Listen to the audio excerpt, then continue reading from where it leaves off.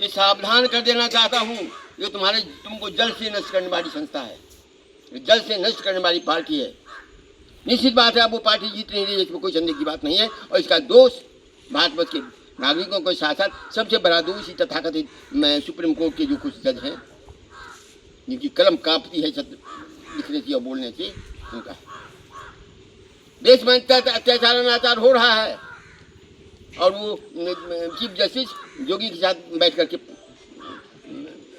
चाय पानी पी रहे, क्या वो अपने कहता है हम हिंदू हैं, और आज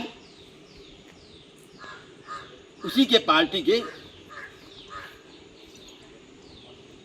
मुख्यमंत्री ने, निश्चित बात है उसी के निर्देशन पर हुआ है, उसी के देख रेख में हो रहा है। नौकर साहब को क्या मजाल जो शंकराचार्य को अपमानित करे, और मैं जो बालक ब्रह्मचर्यवान से वो था प्रोत, उसकी शिक्षा को लेकर के घसीटता है। ये मूर्ख, मैं कहता हूँ तेरे खानदान में कुत्ता को रहना मुश्किल होगा यदि ये जगह जगह अपराध करेगा। तो ब्रह्मा का भी सामर्थ्य नहीं है, वैसे जगह अपराधी को वो बता देगा, जमराज को ताकत नहीं है। तो ब्रह्मवाक सर्वदा सबको मान्य रखना करना ही पड़ता है, और ये ढंग की बातें हैं। मैं बहुत ही कड़े शब्दों में इस बात की आलोचना करता हूँ। उन देवताओं को मैं सावधान करना चाहता हूँ, तुम लोग सावधान हो जाओ। तीर्थराज प्रयाग के देवता को, प्रयागराज में मौनी अमावस्या के दिन जो घटना हुई है और उसे क्रियान्वित करने के बाद जिस प्रकार से नेशनल मीडिया पर जो बयानबाजी की गई और उसके बाद जो तथाकथित कानूनी पहलू देने का जो इसको कृत्य किया गया है, इससे स्पष्ट है कि ये जो घटना हुई ये कोई रिएक्शनरी घटना नहीं थी कि वहां पर इतनी भीड़ जमा हो गई और उसको कंट्रोल करने के लिए ये पूरा जो घटनाक्रम रचा गया, ये वो बिल्कुल नहीं था। ये पूरा एक पहले से प्लान एक अटेम्प्ट था शंकराचार्य को नीचा दिखाने का और उन्हें ये बताने का कि जो इस सरकार के विरुद्ध जाएगा उसका देखो, चाहे आप शंकराचार्य हो, हिंदू धर्म के सबसे पीठासीन व्यक्ति हो, आपको हम नीचा दिखाएंगे। ये प्लान्ड अटेम्प्ट गवर्नमेंट का था, जो कि स्पष्ट है उनके इस कृत्य से जिस हिसाब से बयानबाजी दी गई। अब इसमें जो उन्होंने लीगल नोटिस जारी किया, ये बताता है, एक शब्द है जो हम बार बार इस्तेमाल करते हैं, नेल्सन्स आई, जिसको जितना देखना है, कुंसित बुद्धि, जिसको जितना देखना है हम उतना ही देखेंगे, उससे ज्यादा हम देख नहीं सकते। और हमारी मंशा है कि आपको नीचा दिखाए तो हम उतना ही देखेंगे जितना हम देखना चाहते हैं आप में, जो हम देखना, जो बिल्कुल भी सत्य से बिल्कुल परे है, उसको हम देखते हुए उन्होंने जो लीगल नोटिस जारी किया है उसकी सत्यता सब लोग जान लें।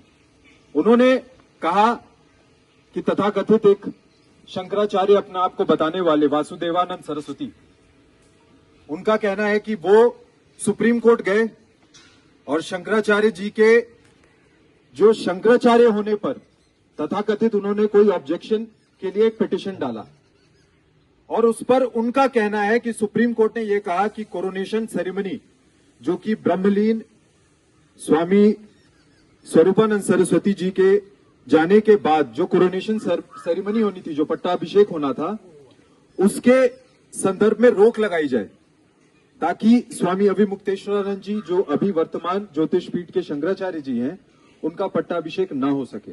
उन्होंने एक परपटेड ऑर्डर दिखाया कि सुप्रीम कोर्ट ने यह आदेश जारी किया है कि कोरोनेशन सेरेमनी को स्टे कर दिया जाए। अब उसका जो सिलसिलेवार ढंग से जो घटनाक्रम है उसको सबसे पहले समझिए। ब्रह्मलीन जो द्वैपीठाधीश्वर स्वरूपानंद सरस्वती जी का विल 2017 का है और वो एक रजिस्टर्ड विल। उस 2017 के रजिस्टर्ड विल में जो एक बहुत इंपॉर्टेंट लाइन है, एक मिनट माइक पकड़ेंगे, मैं वो सबके सामने पढ़ के सुनाना चाहता हूं। उन्होंने अपने रजिस्टर्ड विल में अपने दो ही शिष्य प्रतिनिधि, एक जो वर्तमान में द्वारका पीठ के शंकराचार्य जी हैं और दूसरे जो ज्योतिष पीठ के शंकराचार्य जी हैं, उन्हें ही अपना उत्तराधिकारी नियुक्त किया था, जिसके बेसिस पर जो रजिस्टर्ड विल थी, जिसके बेसिस पर 12 सितंबर 2022 को दोनों शंकराचार्यों का पट्टाभिषेक किया गया, विधिवत रूप से किया गया, और 3 पीठ के शंकराचार्यों ने उसको इंडोर्स किया। शारदा पीठ, ज्योतिष पीठ और श्रृंगेरी मठ के पीठा जो सबसे सीनियर शंकराचार्य, उन्होंने उनके पट्टाभिषेक को सबने इंडोर्स किया। वो विधिवत रूप से उस जगह पर स्थापित हुए। ये जो केस का हवाला दिया जा रहा है, ये इसके बाद का केस है। जब उनका पट्टाभिषेक हो चुका है, उसके बाद तथाकथित रूप से ये एक इंटरिम नेचर का ऑर्डर था। इसके बाद क्या हुआ, इसका कहीं कोई जिक्र नहीं है।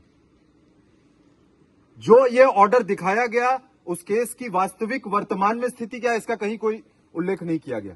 केवल उस नोटिस के उस पर्टिकुलर पोर्शन को कट कॉपी पेस्ट करके उनसे शंकराचार्य जी से जवाब मांगा गया।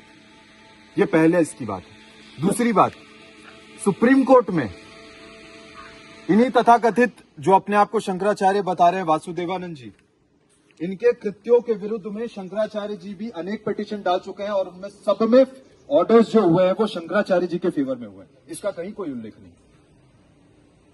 तो सबसे पहली बात कि इसमें 21/9/2022 को उसी पिटीशन में, जो वासुदेवानंद जी का पिटीशन है, उसी पिटीशन में सुप्रीम कोर्ट ने एक ऑर्डर रिकॉर्ड किया है। उसको नहीं पढ़ा गया, वो मैं पढ़ के सबके सामने सुना देता हूं। Shri C.A. Sundaram, learned senior counsel appearing for non-applicant, submitted that the appointment of Shri Swami Abhimukteswaranand Saraswati Ji as the new Shankaracharya of Jyotish Peeth, Jyotirmath, has been endorsed by 3 Shankaracharyas of Sharda Math in Gujarat, Sringeri Math in Mysore, and Govardhan Math of Puri, as well as the Bharat Dharam Mahamandal. The non-applicants are directed to file their reply incorporating the said submission. Incorporate करो इस बात को, और तब अपना फिर जवाब वापस से दाखिल करो। एक बात सब लोग लीगली भी समझ जाएं, जो एक ऑर्डर कभी भी कोई कोर्ट पास करता है, उसके फर्दर में जब कोई एक ऑर्डर पास हो जाता है, तो जो पूर्व के ऑर्डर होते हैं वो अपने आप उस ऑर्डर में मर्ज हो जाते हैं। ये फर्दर ऑर्डर है, इसके बाद का क्यों नहीं उल्लेख किया गया? ये जानबूझकर ये मेला अधिकारी लीगल ओपिनियन क्यों नहीं लिया? क्यों? क्योंकि कुंसित बुद्धि थी, एकमात्र मानसिकता थी कि किस तरीके से इन लोगों को हैरेस किया जाए, इनको बताया जाए कि प्रशासन आज के समय में क्या हो चुका है। उसके अलावा दूसरा कोई उद्देश्य नहीं था। उसके अलावा शंकराचार्य जी ने इनके इस कृत्य पर, वासुदेवानंद जी पर 10 करोड़ रुपए का मानहानि का दावा ठोका हुआ है, और इसमें जो ऑलरेडी नोटिस इश्यूज हो चुके हैं, और इसमें एप्लीकेशन जो है इनके जो ड्यू प्रोसेस के बाद में 18/12/2025 को सुप्रीम कोर्ट से इन लोगों ने डिस्पोज ऑफ कराया था with certain directions to Vasudevanand. उसके बाद जो सबसे पहली बात कि इसमें जो स्वामी अभिमुक्तेश्वरानंद जी हैं, उनके एक और सिविल अपील थी 3010 ऑफ 2020, उसमें भी सुप्रीम कोर्ट ने एक बहुत इंपॉर्टेंट डायरेक्शन पास किया इनके शंकराचार्य होने पर, और उसका भी जो इंपॉर्टेंट लाइन है वो मैं कोट करके सुनाना चाहूं। It is rightly pointed out to us by mister H.P. Rawal, learned senior counsel, that Jagat Guru Shankaracharya Swami Sarupanand Saraswati has to be recognized as Shankaracharya of Jyotish Peeth till the matter is finally adjudicated by this case. It was pointed out that land is not allocated to him by the state administration for the purpose of Allahabad Kumbh Mela. Let the land be allotted to him in capacity of Shankaracharya by the state administration. He is also undisputedly the Shankaracharya Sharda Peeth, Dwarka also. As such, we direct the UP state administration to allot the suitable land to him. In case Swami Vasudevanand Saraswati is also desirous to obtain land, it may be considered suitably, but not in the capacity of Shankaracharya of Kumbh Mela. उनको शंकराचार्य नहीं माना है, और इसलिए उनके petition पर वो केवल एक it was not a directive part जो वासुदेवानंद अपने आप को कोट कर रहे हैं, वो डायरेक्टिव पार्ट नहीं था, वो एक केवल सबमिशन का रिकॉर्डिंग था, जिसको दिखा करके ये जितने बैठे हैं, इन्होंने बिना किसी लीगल, अपनी किसी सैंक्टिटी के, बिना किसी लीगल ग्राउंड के ये उन शंकराचार्य जी से जवाब मांगा, और उन शंकराचार्य से जो अपने आप में लीगली इतने परिपूर्ण हैं, इतने सक्षम हैं, कोई राम मंदिर का जजमेंट पढ़ ले, जिन लोगों को नहीं पता है, उसमें स्वामी अभिमुक्तेश्वरानंद जी का नाम 5 बार कोटेड है। और ये भी शायद बहुत लोगों को नहीं पता होगा कि ये उनके दिए हुए प्रमाणों के बाद ये विधिवत रूप से साबित हो सका कि मंदिर वही था। ये बात नहीं पता होगी, सब सोचते हैं आंदोलन और ये सब। आंदोलन तो हुआ, केस कितने दिन चला, लेकिन उनके दिए हुए साइंटिफिक प्रमाणों के बेसिस पर, वो केवल शंकराचार्य नहीं है, वो जगत गुरु हैं। और उन्होंने एक एक छोटे से छोटे पैमाने से लेके बड़े से बड़े, जो सर्विस किसी को जानकारी भी नहीं थी, वो स्वामी अभिमुक्तेश्वरानंद जी ने उन सारे सर्विस को साइंटिफिक ढंग से कोर्ट के सामने रखा। और कोर्ट ने उन प्रमाणों को माना है।